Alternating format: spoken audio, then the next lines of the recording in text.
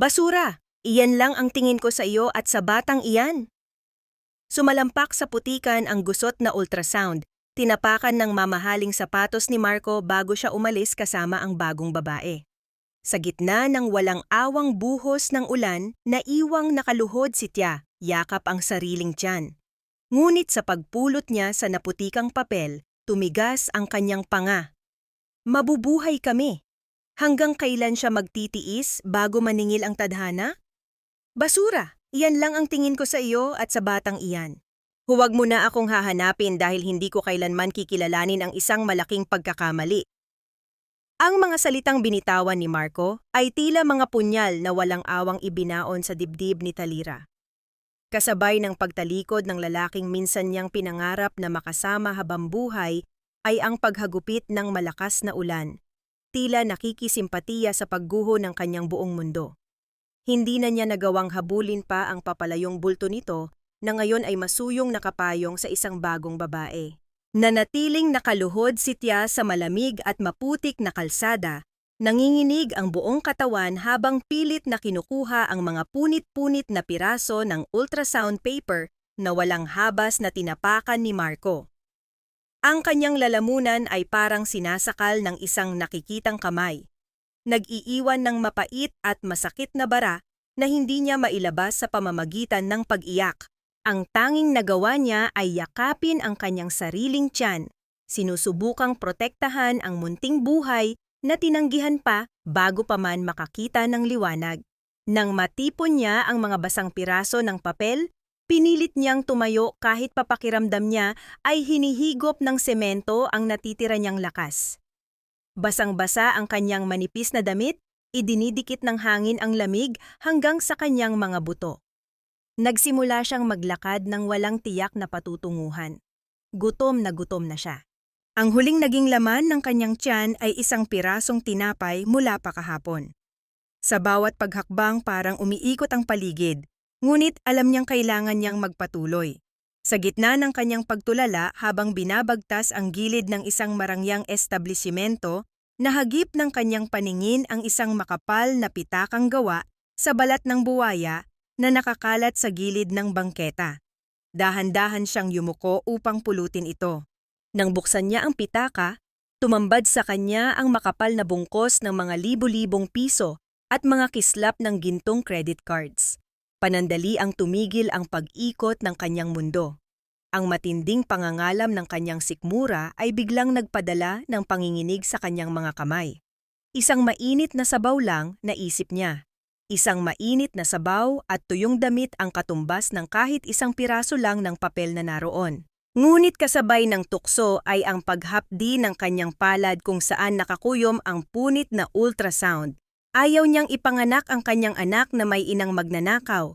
Ipinikit niya ng mariin ang kanyang mga mata, hinagod ng kanyang nanginginig at malamig na kamay ang umbok ng kanyang tiyan. Patawad anak, gutom na tayo, pero hindi tayo magnanakaw. Mabubuhay tayo ng may dangal. Tiningnan niya ang ID na naroon. Darion Diaz, Chief Executive Officer. Gamit ang natitirang lakas, nilakad niya ang distansya patungo sa nagtataasang gusali ng Diaz Group of Companies. Ang kanyang maputik na sapatos ay nag-iwan ng mga bakas sa makintab na sahig ng malawak na labi. Agad siyang hinarang ng dalawang gwardiya, ang mga mukha nito ay nakangiwi sa pandidiri nang makita ang kanyang kaawa-awang hitsura. Pilit siyang itinataboy ng mga ito pabalik sa labas, pinararatangang isang pulubi na naghahanap ng gulo, ngunit hindi nagpatinag si Tia.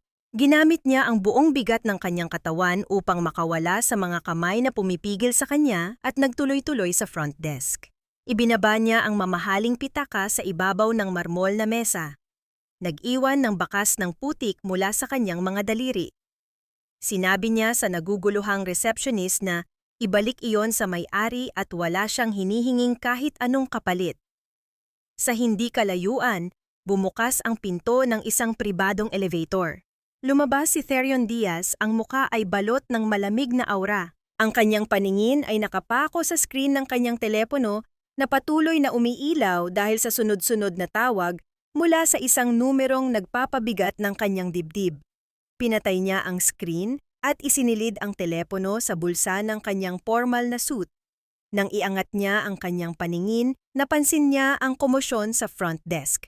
Ang kanyang mga mata ay dumapo sa isang babaeng basang-basa, maputla, at mukhang anumang oras ay bibigay na ang katawan.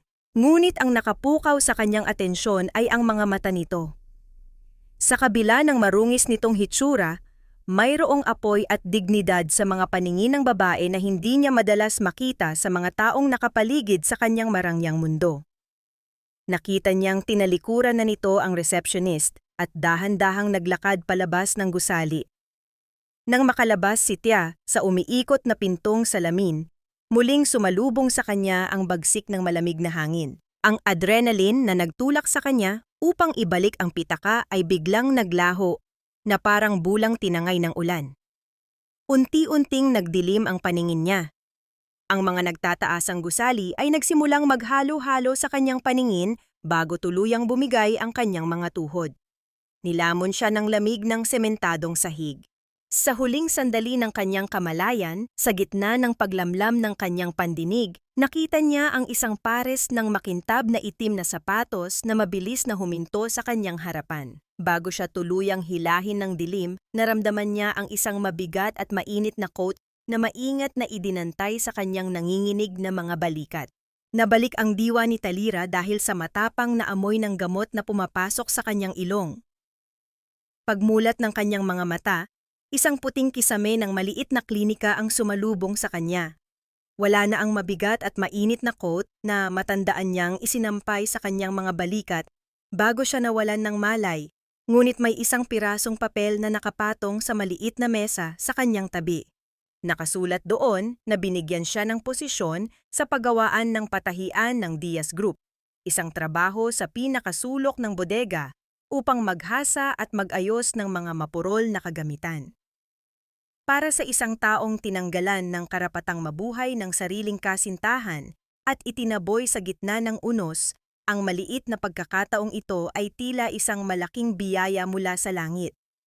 Nanginginig ang kanyang mga labi habang dahan-dahang hinahaplos ang kanyang tiyan. Ang kanyang mga luha ay nagunahang naglandas sa kanyang pisngi, hindi dahil sa lungkot, kundi dahil sa labis na pasasalamat na may pangtustos na siya sa munting buhay na kanyang dinadala. Nang makababa siya sa abalang palapag ng patahian, agad siyang itinuro sa isang madilim na sulok kung saan nakasalansan ang libo-libong kinakalawang na gunting at karayom. Habang nakayuko at nagsisimulang magkiskis ng metal, napansin niya ang paglapit ng dalawang anino. Isang matandang lalaki na may maamong mukha at isang may edad na babaeng may mahinhing ngiti ang lumapit sa kanya. Sila ay sina Mang Talino, ang tagapamahala ng planta, at Lola Marites, isa sa mga pinakamatandang mananahi ng kumpanya. Walang anumang salitang namutawi, inilapag ni Lola Marites ang isang mainit na mangkok ng sabaw at kanin sa tabi ng mga kagamitan ni Tia. Binigyan siya ni Mang Talino ng isang makahulugang tingin na tila nagpapaalala na mag-ingat siya sa kanyang mga kilos sa loob ng malaking kumpanyang iyon. Ang simpleng kabutihang iyon mula sa mga taong hindi niya kaano-ano ay nagbigay ng kakaibang init sa nanlalamig na dibdib ni Tia. Bago tuluyang bumalik sa trabaho, lihim na isinilid ni Lola Marites sa bulsa ng pira-pirasong damit ni Tia ang isang piraso ng luya na candy upang maibsan ang patuloy na pag-ikot ng kanyang sikmura dahil sa paglilihi. Hindi nagtagal ay nagbago ang ihip ng hangin sa loob ng patahian. Ang mga nagmamadaling empleyado ay biglang tumigil sa kanilang mga ginagawa at yumuko na tila mga aliping nakakita ng kanilang reyna. Mula sa malaking pintuang salamin ay pumasok si Doña Tricel, ang ina ni Terion. Balot siya sa nagkikinangang alahas at mamahaling telang yumayakap sa kanyang matikas na katawan. Ngunit sa likod ng makapal na pampaganda sa kanyang mukha, mapapansin ang mga malalalim at nangingitim na eye bags na tila nagbabadya ng isang lihim na pagpupuyat at pagkabalisa na pilit kinukubli ng kanyang karangyaan.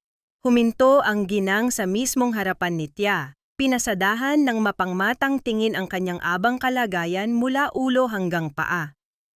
Tignan mo nga naman ang mga kinukupkop ng anak ko. Matalim na wika ng Donya, ang tinig ay nanadya upang marinig ng lahat ng nasa palapag.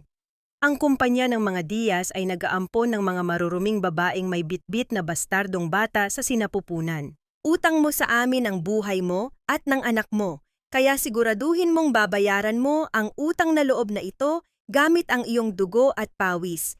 Huwag mong kakagatin ang kamay na nagpapakain sa iyo. Bago pa man makasagot si Tia, lumapit ang isa pang babaeng may perpektong hubog ng katawan at matalim na ngiti. Si Tirsa, ang dating nobya ni Terion at ang kasalukuyang nangungunang taga-disenyo ng kumpanya.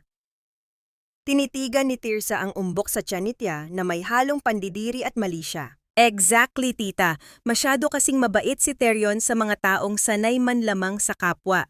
Dagdag ni Tirsa habang pinaglalaruan ang dulo ng kanyang mamahaling kwintas. Walang magawa si Tia kundi ang yumuko at kagatin ang kanyang ibabang labi hanggang sa malapit na itong magdugo. Pinigil niya ang luhang nagbabadyang tumulo dahil alam niyang walang puwang ang kahinaan sa mundong pinasok niya. Nagpatuloy siya sa paghasa ng mga mapurol na gunting kahit pa unti-unting nasusugatan ang kanyang mga daliri at nagiiwan ng maliliit na bahid ng dugo sa malamig na metal. Ang lahat ng sakit at pang-aalipusta ay kanyang titiisin para lamang masigurong may kinabukasan ang sanggol na nabubuo sa kanyang sinapupunan. Ngunit hindi pa natatapos ang kalbaryo ng kanyang unang araw. Bago lumisan ang dalawang babae patungo sa kanilang mararangyang opisina, huminto si Tirsa at itinuro ang tatlong naglalakihang rolyo ng makapal na tela na nakasalansan sa kabilang dulo ng bodega. Inutusan niya si Tia na buhatin ang mga ito patungo sa ikatlong palapag at mariin niyang ipinagbawal ang paggamit ng elevator. Isang nakakakilabot na ngiti ang sumilay sa mga labi ni Tirsa, tila nag-aabang kung bibigay ang katawan ng buntis at tuluyang mawala ang sanggol na tinuturing nilang sagabal sa paningin. Naiwang nakatayo si Tia, nakatingin sa bundok ng tela na tila imposibleng buhatin ng isang taong nanghihina at nagdadalang tao. Dahan-dahan siyang lumapit at inihanda ang kanyang sarili. Habang ang bigat ng mga telang iyon ay tila unti-unti nang dumadagan at sumisira sa kanyang mga payat na balikat. Sa gitna ng malalim na gabi, ang tanging nagbibigay ng buhay sa madilim na bodega ng patahian ay ang maliit at aandap-andap na liwanag mula sa bumbilya sa tapat ng lamesa ni Talira. Ang bawat pagtapak niya sa pedal ng makina ay naglalabas ng isang maindayog na ritmo ng bakal na humahalik sa tela, tila isang pintig ng pusong nagpupumilit na huwag mapagod. Ang kanyang mga daliri ay namamanhid na, at ang bawat hibla ng kanyang kalamnan ay sumisigaw ng pahinga, ngunit ang imahe ng kanyang munting anak at ang pangamba sa banta ni Tirsa ang nagsisilbing lakas upang ipagpatuloy ang kanyang pagtatrabaho. Sa labas, ang huni ng hangin ay sumasabay sa kanyang mababaw na hininga, habang ang bawat tahi ay tila isang panalangin para sa kaligtasan. Samantala, sa itaas na palapag ng gusali, si Terion ay hindi rin dalawin ng antok. Ang kanyang isip ay tila isang magulong sinulid dahil sa walang katapusang panggigipit ni Doña Tricel tungkol sa kasal nila ni Tirsa. Ang bawat salita ng kanyang ina ay tila isang mabigat na kadena na lalong humihigpit sa kanyang leeg. Sa paghahanap ng kapayapaan, napadpad ang kanyang mga hakbang patungo sa bodega. Ang lugar na dati ay iniiwasan niya dahil sa dumi at ingay nito. Ngunit sa pagkakataong ito, ang katahimikan ng gabi sa silid na iyon ay tila isang paanyaya. Sa kanyang pagpasok, ang marahang pagpihit ng pinto ay lumikha ng isang maliit na tunog na bahagyang narinig sa kabuuan ng tahimik na palapag. Tumigil ang pag-ikot ng makina ni Tia nang mapansin niya ang anino ng isang lalaki. Agad siyang tumayo at yumuko bilang tanda ng paggalang nang makilala ang kanyang boss. "Hindi ka pa ba uuwi, Tia?" Ang tanong ni Terion, ang boses ay mababa at bakas ang labis na pagkapagod. Sumagot si Tia na kailangan pa niyang tapusin ang itinakdang kota sa kanya. Kahit pa alam nilang dalawa na ang trabahong iyon ay sadyang ibinigay upang pahirapan siya. Sa halip na umalis, naupo si Terion sa isang lumang kahoy na upuan sa tapat ng lamesa ni Tia. Ipinikit niya ang kanyang mga mata at isinandal ang ulo sa pader. Hinahayaan ang lamig ng semento na palamigin ang nag-aapoy niyang isipan. Sige na, ituloy mo lang ang ginagawa mo, bulong ni Therion. Huwag mo akong intindihin. Dahan-dahang bumalik si Tia sa kanyang pagtahi. Upang maibsan ang awkward na katahimikan at ang sarili niyang pagod, nagsimula siyang humuni ng isang lumang awitin mula sa Batangas, isang oyayi na madalas kantahin sa kanya ng kanyang ina noong siya ay bata pa. Ang himig na iyon ay marahan, puno ng pag-asa at lambing, tila isang mainit na yakap sa gitna ng malamig na gabi. Sa bawat nota na lumalabas sa kanyang mga labi, ang tensyon sa mga balikat ni Therion ay unti-unting naglaho. Ang ritmikong tunog ng makina at ang malambing na tinig ni Tia ay nagsilbing gamot sa kanyang matagal ng karamdaman na insomnia. Sa unang pagkakataon sa loob ng maraming taon, ang madilim na kaisipan ni Therion ay napalitan ng isang mapayapang kawalan hanggang sa tuluyan siyang tangayin ng malalim na tulog. Nang mapansin ni Tia na pantay na ang hininga ng lalaki, tumigil siya sa pagtahi. Pinagmasdan niya ang mukha ni Therion sa ilalim ng madilim na ilaw. Nawala ang matigas at malamig na anyo nito. At sa halip ay nakita niya ang isang taong pagod din sa pakikipaglaban sa sarili niyang mga demonyo. Nadama ni Tia ang isang kakaibang kirot sa kanyang puso. Isang pakiramdam ng pagkakaisa sa gitna ng magkaibang mundo. Dahan-dahan siyang tumayo, kinuha ang maliit na sweater na kanyang binubuo para sa kanyang sanggol, at maingat itong idinantay sa mga balikat ni Therion upang hindi ito lamigin. Ang amoy ng bagong tela at ang bahagyang init mula sa kamay ni Tia ay tila naging bahagi ng magandang panaginip ng lalaki. Lumipas ang mga oras at ang bukang liwayway ay nagsimula ng sumilip sa mga bintana. Ang katahimikan ay nabasag nang marinig ang tunog ng mga sapatos na naglalakad sa labas ng bodega. Mabilis na bumalik si Tia sa kanyang upuan at nagkunwaring abala. Ngunit huli na ang lahat nang bumukas ang pinto at iniluwan nito si Doña Tricel. Ang kanyang mga mata ay nanlisik nang makita ang kanyang anak na natutulog sa isang maduming bodega. At lalo pang nag-apoy ang kanyang galit nang mapansin ang maliit at murang sweater na nakabalot sa balikat ni Therion.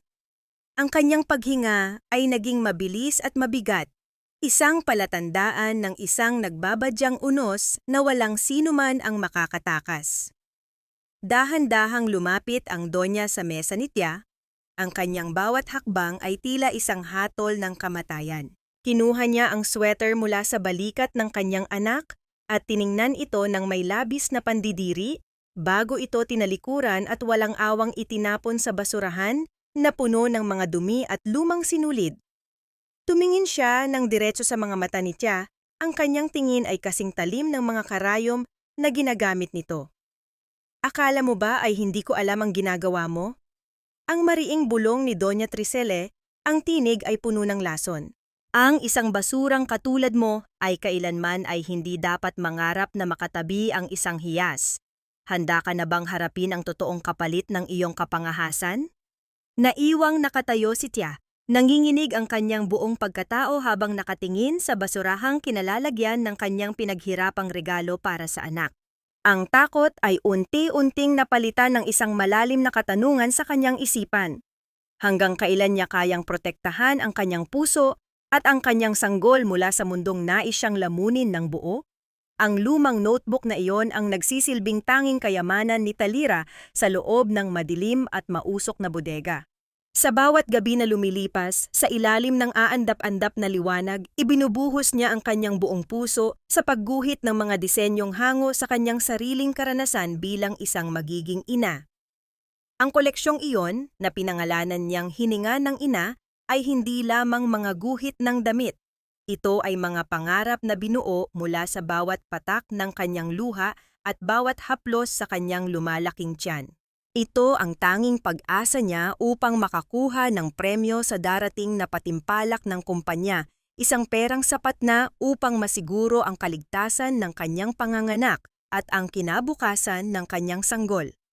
Ngunit ang pag-asang iyon ay biglang naglaho ng isang hapon ay pumasok si Tirsa sa kanyang sulok.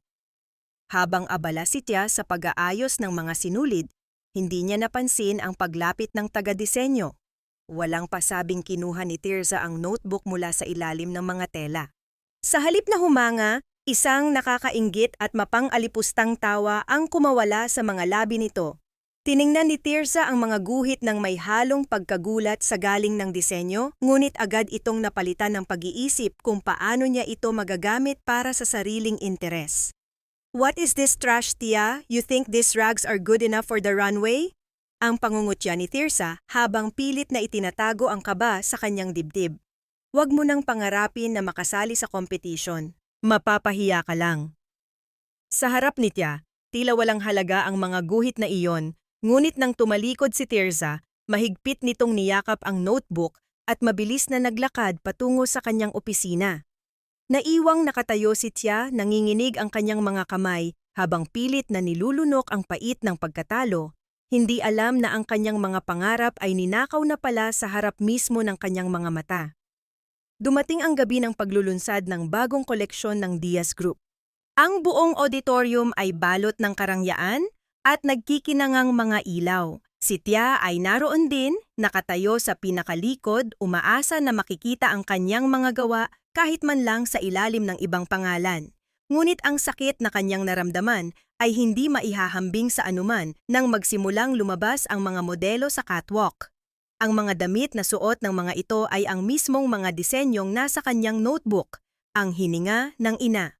Ang bawat tahi, bawat detalye at bawat damdamin na kanyang ibinuhos ay nandoon, ngunit ang nakasulat na pangalan ng taga-disenyo sa malaking screen ay Tirza. Naramdaman ni Tia ang biglang panlalamig ng kanyang buong katawan. Parang may malalaking batong dumadagan sa kanyang dibdib, dahilan upang mahirapan siyang huminga. Gusto niyang sumigaw, gusto niyang tumakbo sa gitna ng entablado at sabihin sa lahat na siya ang tunay na lumikha niyon. Ngunit bago pa man siya makakilos, naramdaman niya ang isang mahigpit na pagkakahawak sa kanyang braso. Si Doña Tricel iyon, ang kanyang mga mata ay nanunuri at puno ng babala. "Huwag kang magkakamaling gumawa ng eksena dito, Talira." Ang mahinang bulong ng Donya, ang tinig ay parang lason na unti-unting pumapasok sa kanyang pandinig. Isipin mo si Lola Marites at si Talino. Isang salita mo lang, mawawalan sila ng trabaho at walang magbabayad ng gamot ng matandang iyon. Utang mo sa amin ang lahat ng mayroon ka ngayon. Matuto kang tumanaw ng utang na loob. Ang mga salitang iyon ay tila mga kadenang gumapos sa buong pagkatao ni Tia. Ang pagpipilian ay malinaw, ang kanyang dangal o ang kaligtasan ng mga taong nagmalasakit sa kanya. Ang kanyang mga mata ay nagsimulang lumabo dahil sa nagbabadyang luha at ang kanyang lalamunan ay tila punong-puno ng bubog na nagpapahirap sa bawat paglunok. Sa gitna ng palakpakan ng mga tao para kay Tirza, si Tia ay dahan-dahang umatras patungo sa madilim na bahagi ng auditorium. Ngunit sa gitna ng kanyang pag-atras, isang matalim at nakakapanghinang sakit ang biglang gumuhit mula sa kanyang likuran patungo sa kanyang puson. Ang kanyang paghinga ay naging mabilis at mababaw. Napahawak siya sa pader upang hindi tuluyang matumba, habang ang pawis ay nagsimulang mamuo sa kanyang noo. Sa kabila ng ingay ng musika at kasiyahan sa paligid, ang tanging naririnig ni Tia ay ang mabilis na pintig ng kanyang sariling puso. Isang mainit na likido ang dahan-dahang dumaloy sa kanyang mga binti. Kasabay ng muling pagtama ng matinding kirot, na tila pinipilit na hatiin ang kanyang katawan. "Anak, huwag ngayon!" Ang tanging naibulong niya bago tuluyang nandilim ang kanyang paningin. Sa gitna ng luntiang mga ilaw ng pagdiriwang, ang abang katawan ni Tia ay dahan-dahang bumigay at bumagsak sa malamig na semento ng pasilyo, malayo sa paningin ng mga taong nagbubunyi sa kanyang ninakaw na pangarap. Ang liwanag ng mga ilaw sa ospital ay tila sumusugat sa mga mata ni Talira, habang mabilis na itinutulak ang kanyang higaan sa kahabaan ng puting pasilyo. Sa kanyang tabi, ang isang anino ng lalaking hindi niya inaasahang makikita sa ganitong pagkakataon ay nananatiling matatag. Si Therion, ang taong dapat ay nasa gitna ng isang mahalagang pulong, ay naroon. Ang kanyang mamahaling suit ay gusot-gusot at ang kanyang mga kamay ay mahigpit na nakahawak sa bakal na bahagi ng stretcher. Ang bawat pag-ikot ng mga gulong sa sahig ay tila isang mabilis na pintig ng puso ni Tia. Puno takot ngunit may kasamang kakaibang katiyakan dahil sa presensya ng lalaki. Ang bawat buntong hininga ni Therion ay bakas ng pag-aalala. Isang damdamin na pilit niyang itinatago sa likod ng kanyang seryosong mukha. Sa loob ng silid ng panganganak, sa gitna ng sakit na tila naghihiwalay sa kanyang kaluluwa at katawan, ang unang tinig ng kanyang sanggol ay pumailan lang. Ito ay isang mahina ngunit matapang na tunog na tila nagsasabing, narito na siya, handang lumaban kasama ang kanyang ina sa mundong ito. Nang ilapag ang maliit at mainit na katawan sa dibdib ni Tia, ang lahat ng pait, ang lahat ng ninakaw na pangarap, at ang lahat ng panlalait na kanyang natanggap ay biglang naglaho. Ang bawat patak ng pawis at luhang naghalo sa kanyang muka ay naging simbolo ng kanyang tagumpay. Isang maliit na babae, isang munting anghel na may mga daliring tila mga talulot ng rosas na kumakapit sa kanyang balat, naghahanap ng init at proteksyon mula sa tanging taong nagmahal sa kanya bago pa man siya isilang. Ngunit ang kapayapaang iyon ay panandalian lamang. Makalipas ang ilang araw, habang ang katahimikan ay nananatili sa loob ng silid, ang pintuan ay marahas na bumukas ng walang anumang pasabi. Pumasok si Marco, ang lalaking naging sanhi ng unang pagkawasak ng puso ni Tia. Ngunit hindi na siya ang dating Marco na kilala ng babae. Ngayon, suot niya ang isang maskara ng pagkukunwari, kasama ang isang lalaking may dalang mga dokumento at isang mapang-uyam na ngiti sa mga labi. Tia, look at you. You're living in a dream. Ang mapang-alipustang simula ni Marco, ang kanyang boses ay puno ng peking awa na mas masakit pa sa lantarang galit. Nabalitaan ko ang nangyari. How can a woman like you, na walang permanenteng tirahan at trabaho at may daladalang anak na wala namang kinikilalang ama, ay magkaroon ng karapatan para sa batang ito? That child is mine, Tia. And I'm here to take what's rightfully mine. Sa bawat salitang binibigkas ni Marco, tila mayroong humihigpit na tali sa paligid ng dibdib ni Tia. Ang kanyang mga mata ay nanlalaki sa takot at kawalan ng katiyakan. Ang kanyang huling natitirang lakas, ang lakas na binigay sa kanya ng kanyang bagong panganak na anak, ay tila nauubos na. Pinindot niya ang maliit na kamay ng sanggol na nakahimlay sa kanyang dibdib na parang nananawagan ng proteksyon. Marco, please. Mahinang bulong ni Tia. Ang kanyang tinig ay halos hindi marinig. Huwag mong gawin ito. Mahal ko ang anak ko. Siya na lang ang natitira sa akin. Ngunit tila bingi si Marco sa kanyang mga pakiusap. Nilapitan siya ng lalaking kasama nito, may dalang mga papeles na tila mga sentensya ng kamatayan. This is a custody agreement, Tia, sabi ng abogado. Ang tinig ay walang emosyon. Sign these papers and you can walk away with a small compensation. A small amount for your troubles. Refuse and we will drag you through the mud. We will prove to the court that you are unfit to be a mother. We have witnesses, Taya, people who will testify about your past, your debts, your questionable lifestyle. Nalilito si Tia, mga testigo. Ano pa ang alam ng lalaking ito? Ang kanyang mundo ay muling gumuho. Ang mga salita ni Doña Tricel ay umalingaw-ngaw sa kanyang isipan. Isipin mo si Lola Marites at si Talino. Mawawalan sila ng trabaho. Tila naging totoo ang kanyang kinatatakutan. Ang mga taong tumulong sa kanya ay maaaring madamay sa kanyang kaguluhan. Sa sandaling iyon, isang anino ang biglang pumasok sa silid. Isang pamilyar na katawan na nababalot ng isang mamahaling kasuotan, ang matatag na humarang sa pagitan ni Tia at ng mga lalaking ito. Si Therion. Ang kanyang mga mata ay nagliliyab sa galit, isang emosyon na bihira lamang niyang ipinapakita. Hinawakan niya ang pulso ni Marco ng mahigpit na tila isang bakal na bakal. You will not lay a hand on her or her child. Ang malamig ngunit mapanganib na sabi ni Therion, ang bawat salita ay tila may bigat ng kanyang buong posisyon. I know what you did, Marco, and I know who sent you. Napakunot ang noo ni Marco. Ang kanyang pekeng pagkaawa ay napalitan ng pagkaalarma. What are you talking about, Diaz? This is a private matter. Isang pilyong ngisi ang sumilay sa mga labi ni Terion, ngunit ang kanyang mga mata ay nanatiling seryoso. Private matter? When you threaten a woman who is under my protection? I think not. You will sign an agreement here, Marco. An agreement that states you will relinquish all rights to this child. And if you ever dare to show your face again, I will make sure you will be facing charges for attempted kidnapping and defamation. Kasama na ang lahat ng mga taong nagplano nito. Ang pangalan na Diaz ay tila may kakaibang bigat sa hangin. Ang matapang na tindig ni Marco ay nagsimulang manginig. Napatiti ang kanyang mga mata kay Terion at nakita niya ang determinasyon na hindi basta-basta matitinag. Sa kanyang pagkabigo, napagtanto ni Marco na wala siyang laban sa kapangyarihan at impluwensya ng isang Diaz. I don't know what you're talking about, mahinang sabi ni Marco. Ang kanyang boses ay nanginginig na.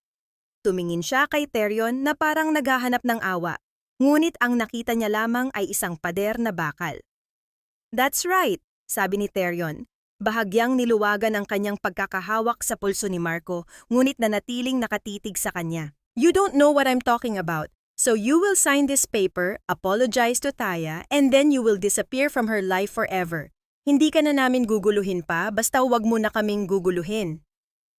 Sa ilalim ng matalas na pagbabanta ni Terion, walang nagawa si Marco kundi sundin ang kanyang utos. Pinirmahan niya ang mga papeles na sinulat ng abogado ni Terion, mga papel na tuluyan nang naghihiwalay sa kanya at sa kanyang anak. Nang matapos ang lahat, tumayo siya ng patayo.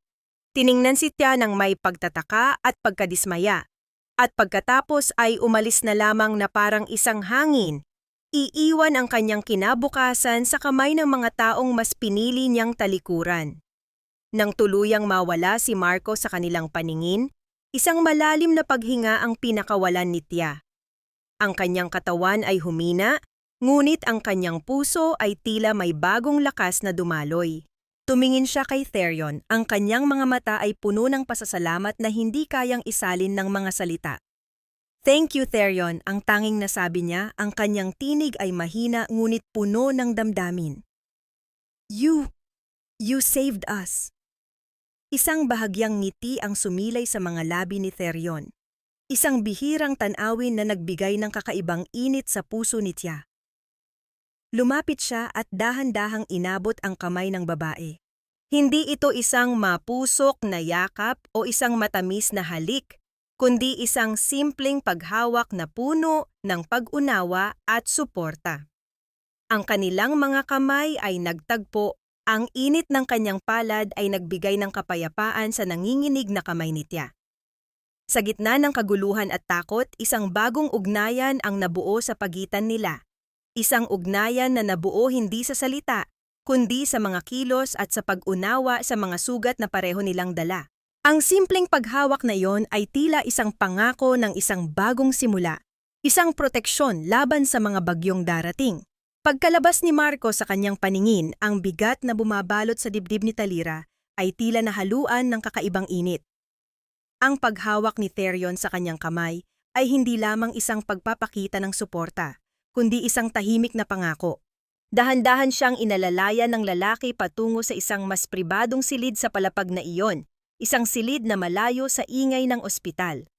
Habang sila ay naglalakad, napansin ni Tia ang paraan ng pagtingin ni Terion sa kanya, hindi bilang isang empleyada, hindi bilang isang babaeng mababa ang antas, kundi bilang isang nilalang na nangangailangan ng pag-unawa at pagmamalasakit. Ito ang unang pagkakataon na naramdaman niya ang gayong tingin mula sa isang tao na may mataas na katayuan sa lipunan. Nang makaupo sila, ang katahimikan ay nabalot ng mga hindi nasasabing salita. Pilit na hinahanap ni Tia ang tamang salita upang ipahayag ang kanyang pasasalamat, ngunit tila hindi sapat ang anumang sasabihin niya. Nang sa wakas ay makapagsalita siya, ang kanyang tinig ay mahina, ngunit puno ng sinseridad. Maraming salamat, Terion. Hindi ko alam kung paano ko ito malalampasan kung wala ka. Isang bahagyang ngiti ang sumilay sa mga labi ni Terion. Huwag mo isipin yan, Tia. Kailangan mo munang magpagaling at ang iyong anak. Naramdaman ni Tia ang pag-aalala sa tinig ng lalaki, isang damdaming hindi niya inaasahan mula sa isang taong kilala bilang malamig at walang pakialam. Pero, paano si Lola Marites at si Mang Talino? Tanong ni Tia, ang pag-aalala ay muling bumalik sa kanyang puso. Baka magalit si Doña Tricel sa kanila dahil sa ginawa ko. Napaigting ang panga ni Terion. Ang pangalan ng kanyang ina ay palaging nagdudulot ng kakaibang tensyon sa kanyang dibdib. Huwag kang mag-alala tungkol sa kanila, sabi niya. Ang tinig ay may bahid ng determinasyon. Ako na ang bahala. Makakaasa ka na hindi sila mapapahamak dahil sa akin. Ang pangakong iyon ay tila isang malaking pasanin na natanggal sa balikat ni Tia. Ngunit ang kanyang isip ay hindi pa rin mapakali. Sa kanyang pagkalito, napatitig siya sa refleksyon ng kanyang sarili sa salamin sa harap niya. Ang kanyang mukha ay maputla, ang kanyang mga mata ay may bakas ng matinding pagod, at ang kanyang katawan ay bakas ng sugat ng pagkapanganak. Nang makita ito ni Therion, lumapit siya at umupo sa tabi niya, ngunit hindi niya ito hinawakan. Alam mo, Tia, simula ni Therion, ang kanyang tinig ay nagiging mas malambot. Mayroon din akong ina at hindi ko alam kung paano niya ako pinalaki. Marami siyang tinatago, marami siyang pilit na binibigay na pagmamahal na minsan ay parang parusa. Kaya naiintindihan ko ang pinagdadaanan mo. Sa unang pagkakataon, nakita ni Tia ang tunay na Therion, ang taong may sariling mga sugat at mga lihim. Ang lalaking iyon na lumalabas sa kanyang karaniwang malamig na pagkatao ay nagbigay ng kakaibang init sa kanya. Tumingin siya kay Therion, ang kanyang mga mata ay puno ng pag-unawa. Siguro, kahit tayo na ang pinakamatatag, may mga sugat pa rin tayong dala, mahinang sabi ni Tia. Pero ang mahalaga, mayroon tayong kakayahang magmahal at magbigay ng pag-asa sa mga nasa paligid natin. Isang ngiti ang muling sumilay sa mga labi ni Therion, ngunit sa pagkakataong ito ay mas malawak at mas sinsero. Pinatunayan niya ang sinabi ni Tia sa pamamagitan ng pag-abot ng kanyang kamay at marahang paghawak sa kamay ni Tia. Ang kanilang mga palad ay nagtagpo muli, ngunit sa pagkakataong ito, walang pag-aalinlangan. Ito ay isang pagkilala sa kanilang nakaraan at isang pangako para sa kanilang hinaharap. Sa gitna ng tahimik na silid, nagpalitan sila ng mga ngiti, mga tingin, at mga hawak na mas makabuluhan pa kaysa sa libu-libong salita. Ang mga sugat ng nakaraan ay hindi nawala, ngunit ang pagkakaisa ng kanilang mga puso ay nagsimulang magbigay ng liwanag sa kanilang mga landas. Ang paghawak na iyon ay hindi lamang nagpahiwatig ng simula ng isang pag-ibig, kundi isang pag-asa na sa kabila ng lahat ng pagsubok, mayroon pa rin silang kakayahang magmahal at mahalin. Ang mga mata ni Tia ay tumingin kay Therion, at sa unang pagkakataon, nakita niya hindi ang isang amo o isang tagapagligtas, kundi isang lalaking nagsisimulang maging bahagi ng kanyang mundo. Isang lalaking maaaring maging kanyang kinabukasan.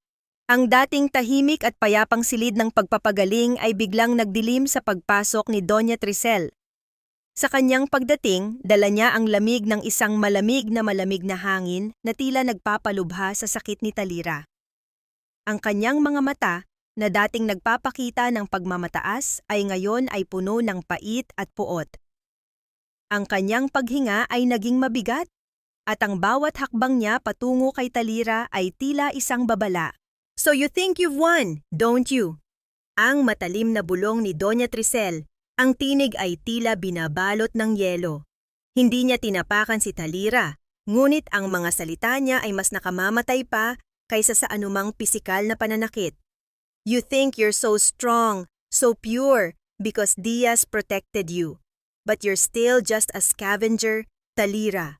A parasite who fed on my son's pity. Naramdaman ni Talira ang panlalamig ng kanyang buong katawan. Ang kanyang mga kamay ay nagsimulang manginig sa ilalim ng kumot.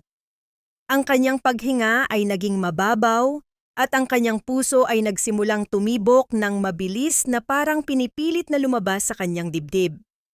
Sa gitna ng kanyang paghihirap, pilit niyang inalala ang mga salita ni Lola Marites at Mang Talino, ang mga taong nagsilbing kanyang sandigan. Ang mga taong binanggit ni Doña Tricel upang siya ay takutin. Wala akong ginagawang masama. Mahinang sagot ni Talira, ang kanyang tinig ay halos hindi marinig. Ginawa ko lang ang nararapat. Bahagyang tumaas ang kilay ni Doña Tricel. The right thing? You call taking advantage of my son's weakness the right thing? You think he loves you? He pities you, child. He pities you because you remind him of his own miserable past. And when he finally realizes that, he will leave you, just like everyone else who ever cared for you.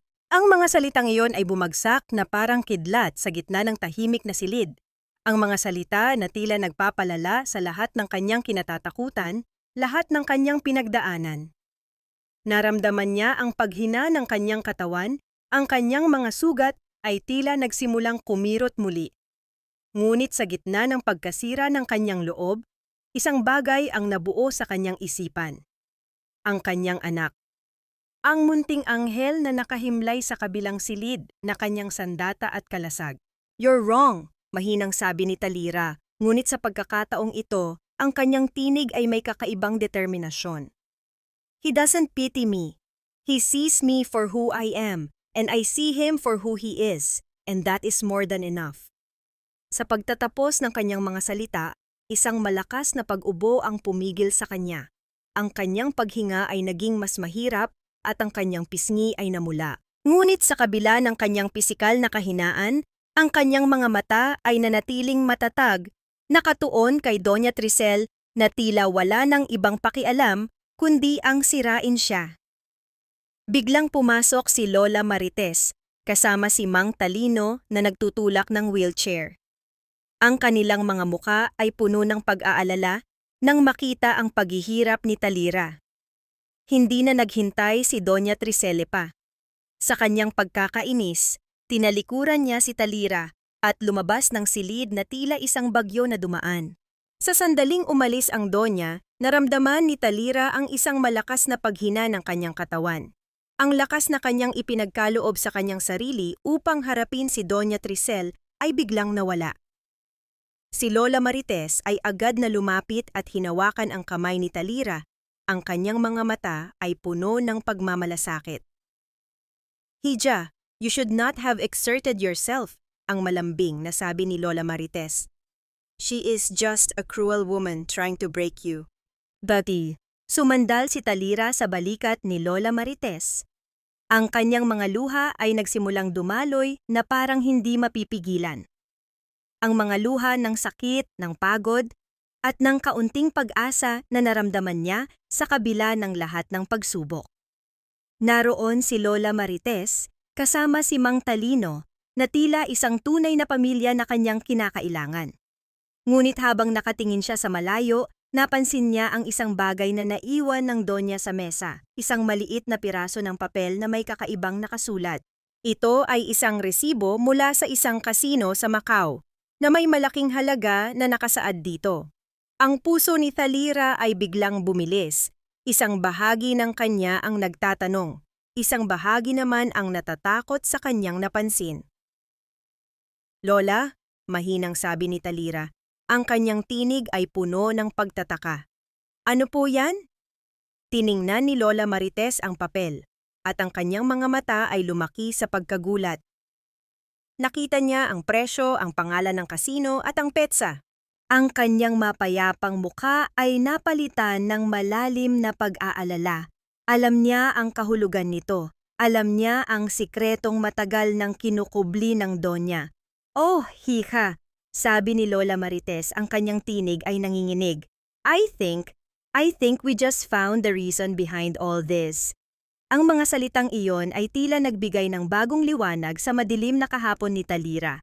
Isang katanungan ang nabuo sa kanyang isipan, isang katanungan na tila mas malaki pa kaysa sa kanyang sariling problema.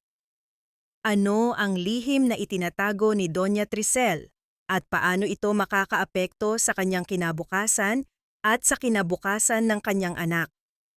Ang natuklasang resibo mula sa kasino sa Macau ay parang isang susi na bumubukas sa pintuan ng isang madilim at nakatagong sikreto. Si Lola Marites, na may mahabang karanasan sa pagbabasa ng mga tao at mga sitwasyon, ay agad na naramdaman ang panganib na maaaring idulot nito. Habang si Talira ay nag-iisip pa kung paano niya gagamitin ang impormasyong ito, si Lola Marites ay kumilos kaagad.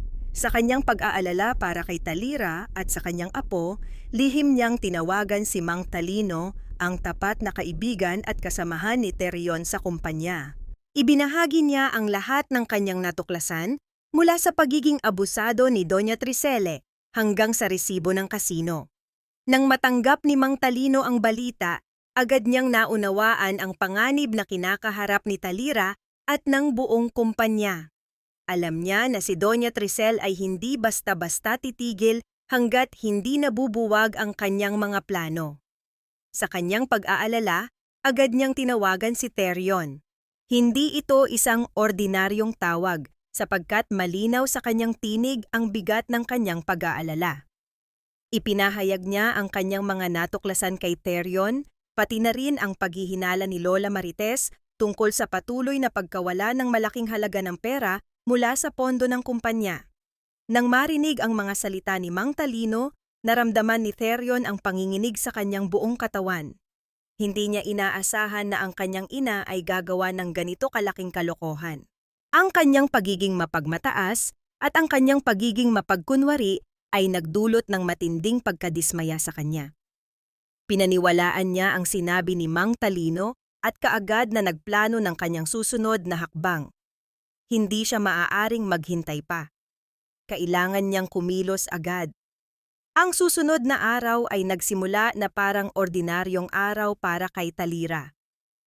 Binibisita niya ang kanyang anak sa ospital, inaalagaan ito ng buong pagmamahal, habang patuloy na ginagamot ang kanyang mga sugat. Ngunit sa gitna ng kanyang pagpapagaling, hindi niya maiwasang isipin ang resibo na natagpuan niya. Ang pag-aalala ay tila isang malaking ulap na bumabalot sa kanyang isipan. Nagpasya siyang humingi ng tulong kay Terion. Nang marating niya ang opisina ni Terion, naramdaman niya ang pagbabago sa kapaligiran. Ang dating malamig at pormal na lugar ay ngayon ay puno ng tensyon. Nakita niya si Terion na kasama si Mang Talino, ang kanilang mga mukha ay bakas ang matinding pag-aalala. Nang makita siya ni Terion, agad niyang niyakap si Talira, na tila may nararamdaman siyang panganib na paparating. "Taya, I'm glad you came," sabi ni Terion. Ang kanyang tinig ay puno ng pag-aalala. "Mayroon akong kailangang ibahagi sa iyo, isang bagay na maaaring magbago ng lahat." Ipinakita ni Terion kay Talira ang mga dokumento na nakuha nila mula sa forensic accountant. Ang mga dokumento ay nagpapakita ng malalaking halaga ng pera na nawala mula sa pondo ng kumpanya, at ang mga ito ay direktang konektado sa mga account ni Doña Trisel sa Macau. Nakita ni Talira ang kanyang sarili sa mga papeles na iyon, ang kanyang mga pinaghirapang disenyo na ninakaw ni Tirsa, ang mga pang-aapi na kanyang naranasan, lahat ay bahagi ng mas malaking plano upang sirain siya. "Hindi ko akalain na ganito kalaki ang kanyang plano," mahinang sabi ni Talira, ang kanyang boses ay nanginginig. "Akala ko gusto lang niyang sirain ako dahil sa pera, pero ito ay mas malala pa." "She's desperate, Tia," sabi ni Terion. "She's doing everything she can to maintain her lifestyle, and she's willing to sacrifice anyone who gets in her way. Pero hindi kanya magagawa ng masama, hindi kita papayagan." Sa sandaling iyon, isang bagay ang biglang nagbago sa paningin ni Talira. Nakita niya ang apoy sa mga mata ni Terion, ang determinasyon na ipagtanggol siya, na ipagtanggol ang kanilang hinaharap. Nakita niya ang isang lalaking handang lumaban para sa kanya, handang gawin ang lahat upang protektahan sila. Sa gitna ng lahat ng kanyang takot at pag-aalala, naramdaman ni Talira ang isang bagay na hindi niya inaasahan. Isang malalim na pagmamahal na nagsisimulang mamuo sa kanyang puso. "What do we do now?" tanong ni Talira, ang kanyang tinig ay puno ng pag-asa at pagtitiwala.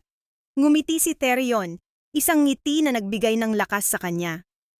"We fight back, we expose her, and we make sure that justice will be served." Ang mga salitang iyon ay tila isang simula ng isang bagong isang laban para sa katarungan at para sa kanilang kinabukasan.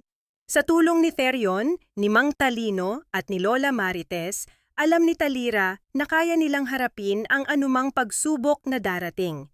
Ang mga sugat na kanilang dala ay mananatili, ngunit ang pagkakaisa ng kanilang mga puso ay magiging kanilang pinakamalaking lakas. Ang entablado ay nababalot ng mga nagkikislapang ilaw at ang naglalakihang screen na nagpapakita ng mga palamuting disenyo.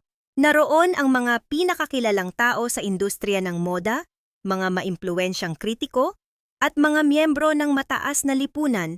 Lahat ay nag-aabang sa pinakahihintay na pagbubukas ng pinakabagong koleksyon ni Tirsa Diaz.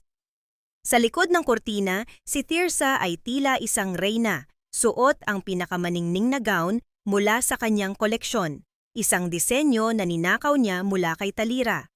Ngunit sa kanyang ngiti may bahid ng kaba. Alam niya na sa sandaling iyon may isang babae na naghihintay sa labas ng kanyang ginintuang hawla, handang bawiin ang lahat ng kanyang ninakaw. Sa kabilang banda, sa isang pribadong silid na may tanawin ng nagaganap na pagtitipon, sina Therion, Talira, Mang Talino at Lola Marites ay naghihintay. Ang atmosfera ay puno ng tensyon, ngunit mayroon ding kakaibang determinasyon. Ang USB drive na hawak ni Mang Talino ay naglalaman ng lahat ng katibayan, mga video footage ng pagnanakaw ni Tirsa, mga financial records na nagpapakita ng pandarambong ni Doña Tricel, at ang orihinal na mga disenyo ni Talira. Handa ka na ba, Tia? Tanong ni Therion, ang kanyang tinig ay puno ng pag-aalala. Tumango si Tia, ang kanyang mga mata ay nagliliyab sa determinasyon. Handa na ako. Hindi na ako magpapatalo pa. Nang bumukas ang kurtina, si Tirsa ay lumakad sa entablado na tila isang diyosa.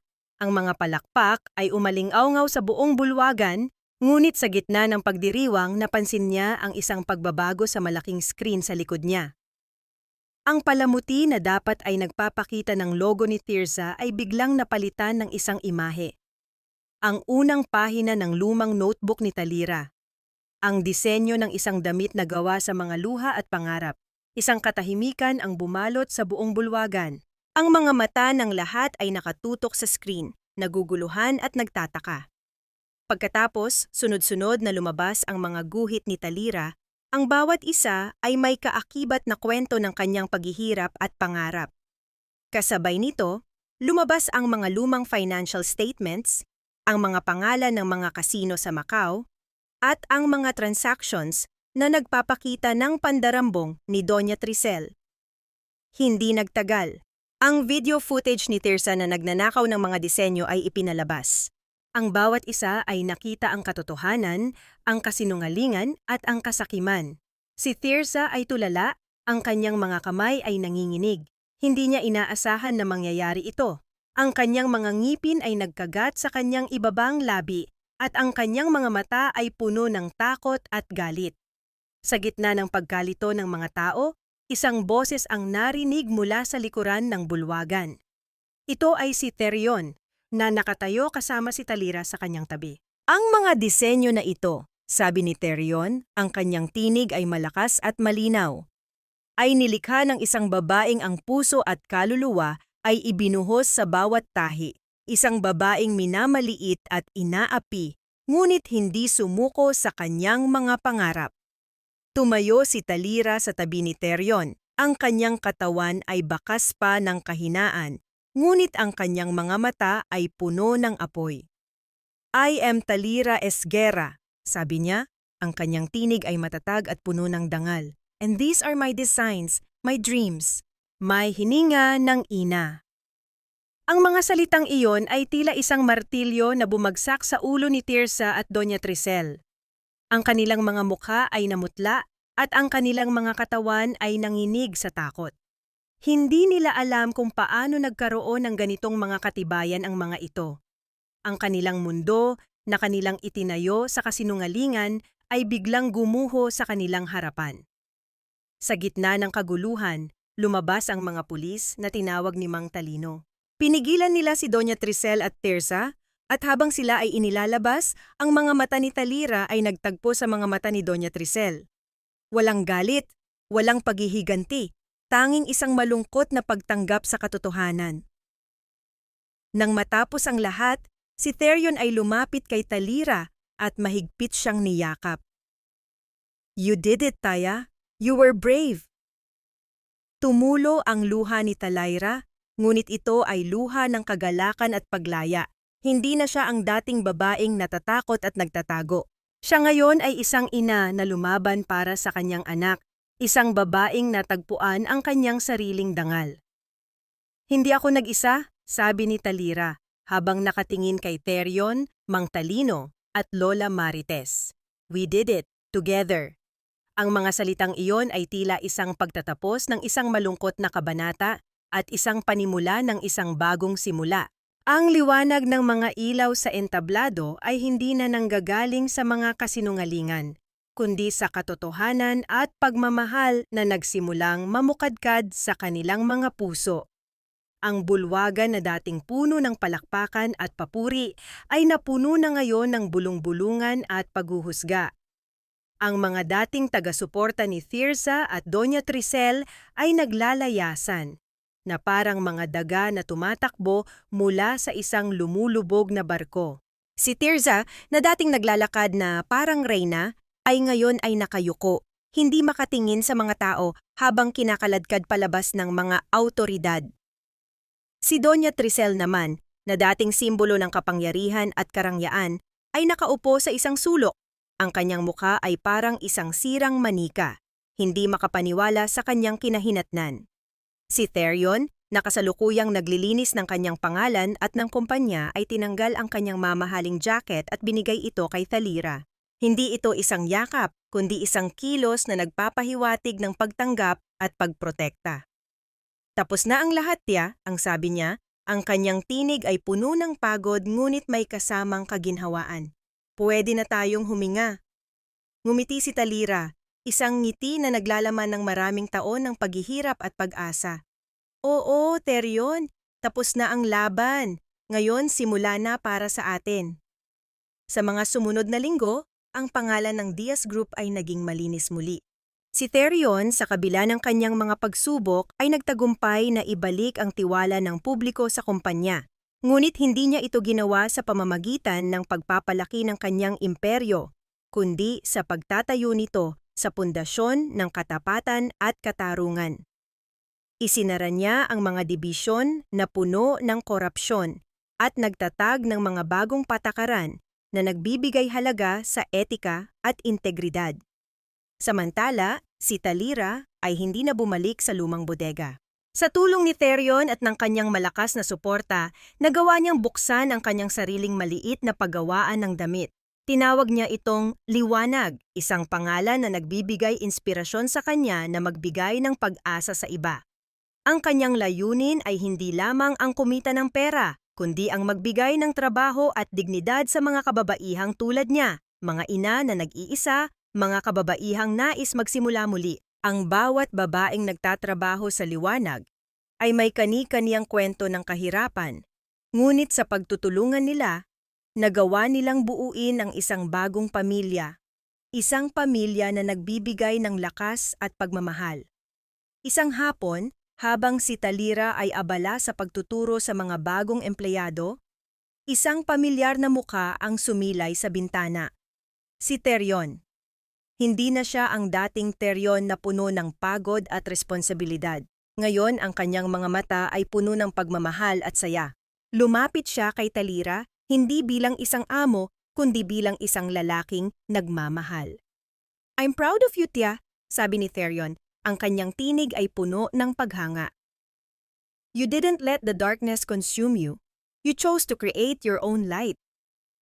Ngumiti si Talira, ang kanyang mga mata ay puno ng saya. "Hindi ko ito magagawa kung wala ka, Therion. You were my light when I was in darkness." Isamemani, samaunanan. Nagpatuloy ang kanilang pag-uusap, hindi bilang mga employer at empleyado, kundi bilang dalawang tao na nagmahalan at nagtulungan upang malagpasan ang kanilang mga pagsubok.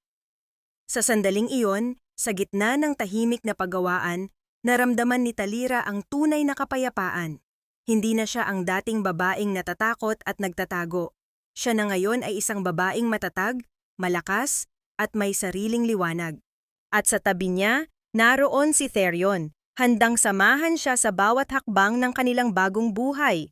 Isang buhay na binuo sa pagmamahal, paggalang at pag-asa.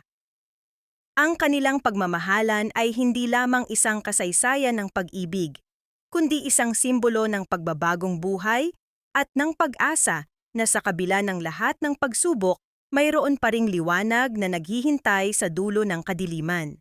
Naging malalim na ang anino ng araw sa kanluran, na sinasalamin ang malambot na kulay ng ginintuang paglubog ng araw sa maaliwalas na kalangitan. Ang hangin ay banayad, nagdadala ng banayad na halimuyak ng mga bulaklak at ang malalayong tinig ng mga masasayang bata. Sa labas ng maliit ngunit makulay na paggawaan ng damit na pinamagatang liwanag, isang tagpo ang nagaganap na tila kumakatawan sa bawat aral at damdaming ibinahagi sa mahabang paglalakbay na ito. Si Maya, ang anak nina Talira at Therion, na ngayon ay isang masigla at mapaglarong batang nagkakaedad na, ay nakikipaglaro sa paanan ng kanyang ama. Si Therion, hindi na ang malamig at nag-aalalang CEO, kundi isang ama na ang mga mata ay puno ng pagmamahal habang pinagmamasdan ang kanyang anak. Ang kanyang pagtawa ay malayang dumadaloy, isang himig na tila nagpapawi sa lahat ng alaalang mapait na dumaan. Hawak niya ang isang maliit na lobo na gawa sa makukulay na sinulid, isang obra maestra na tila nagpapahiwatig ng pasensya at pagkamalikhain ng kanyang ina. "Papa Luke, ang ganda ng gawa ni Mama, di ba?" Ang sigaw ni Maya habang ibinubuka ang mga kamay nito na tila nagnanais na yakapin ang buong mundo. Bahagyang ngumiti si Therion. Ang kanyang tingin ay lumipat sa bintana kung saan nakikita niya si Talira na abala sa pakikipag-usap sa isang grupo ng kababaihan. Sila ang mga kababaihan na pinili niyang bigyan ng pagkakataon. Ang mga kababaihang tulad niya ay dumaan sa matinding pagsubok, ngunit pinili pa rin ang tumayo. Ang kanyang paggawaan, ang liwanag, ay hindi lamang isang lugar ng trabaho. Ito ay isang santuwaryo, isang patunay ng kanyang katatagan at ng kanyang kakayahang lumikha ng kagandahan mula sa gitna ng pagkasira. "Oo, anak," ang sagot ni Therion. Ang kanyang tinig ay puno ng paghanga. "Napakaganda ng gawa ng mama mo, at napakaganda niya." Napatigil si Talira sa kanyang ginagawa. Ang mga mata niya ay naglakbay patungo sa labas ng bintana kung saan nakita niya si Therion at si Maya. Isang mapayapang ngiti ang sumilay sa kanyang mga labi. Ang kanyang puso ay napuno ng hindi maipaliwanag na kabutihan. Narito ang kanyang anak, lumalaki sa pagmamahal at seguridad. Narito ang kanyang pag-ibig, isang lalaking hindi siya iniwan kahit kailan. Ang mga sugat ng nakaraan ay hindi na kumikirot. Sila ay naging mga aral, mga alaala na nagpatibay sa kanya at nagturo sa kanya ng tunay na kahulugan ng pag-ibig at pamilya. Sa kabila ng lahat ng nangyari, hindi niya pinili ang paghihiganti. Ang lahat ng sakit na kanyang dinanas ay tila nagbigay daan sa isang mas malalim na pag-unawa. Kung nakatanggap man siya ng sulat mula kay Doña Tricel na humihingi ng tawad sa kanyang mga kasalanan, pinili niyang itago iyon sa isang kahon, hindi bilang isang paalala ng galit, kundi bilang isang paalala na kahit ang pinakamadilim na puso ay maaaring magbago, kahit pa sa pamamagitan ng pagkakulong. Hindi siya nagtungo upang bisitahin ito. Ang kanyang kapatawaran ay para sa kanyang sariling kalayaan, upang hindi na siya mabihag pa ng mga anino ng nakaraan. Ang kanyang mga natutunan ay nagsilbing gabay, nagturo sa kanya na ang tunay na lakas ay hindi na sa paghihiganti, kundi sa kakayahang magpatuloy at magbigay ng pagmamahal. Ang kanyang isipan ay nagtataglay ng isang malinaw na pag-unawa. Ang isang tao ay hindi dapat masusukat sa kayamanan o sa posisyon, kundi sa kanyang pagiging tao, sa kanyang kabutihan, at sa kanyang kakayahang magmahal, mga katangiang hindi mabibili ng salapi. Pinili ni Talira ang kapayapaan. Pinili niyang lumayo mula sa mga alaala ng nakaraan na nagdulot lamang ng sakit. Nagpatuloy siya sa kanyang pagtatayo ng isang mas magandang kinabukasan para sa kanya at sa kanyang anak, hindi bilang isang biktima, kundi bilang isang matagumpay na babae na may sariling pangalan. Nang matapos ang araw, habang ang mga bituin ay nagsisimulang sumilay sa kalangitan, si Therion at Talira ay magkasamang nakatingin sa kanilang anak na mahimbing nang natutulog. Ang isang kamay ni Therion ay mahigpit na nakahawak sa kamay ni Talira. Hindi ito isang kilos ng pagmamay-ari, kundi isang pangako ng pagkakaisa.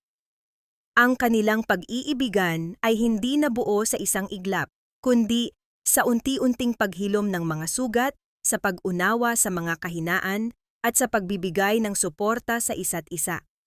Ang pagmamahal na ito ay hindi nagmula sa pangako ng kayamanan o karangyaan, kundi sa katapatan, sa paggalang at sa malalim na pag-unawa sa kaluluwa ng bawat isa. Ang kanilang paglalakbay ay nagpatuloy, hindi bilang isang pangarap lamang, kundi bilang isang tunay na kwento ng pag-ibig, pagbangon at pagpapatawad. Ang mga tahi ng kanilang kapalaran ay mahigpit na nagkakabit, bawat isa ay nagbibigay ng lakas at direksyon. At sa bawat pagdaan ng panahon, ang kanilang pag-ibig ay lalong tumatatag na naging inspirasyon sa lahat ng nakakakilala sa kanila. Isang testamento na kahit sa gitna ng pinakamalaking kadiliman, ang liwanag ng pag-asa at pagmamahal ay laging naroon, naghihintay na matuklasan.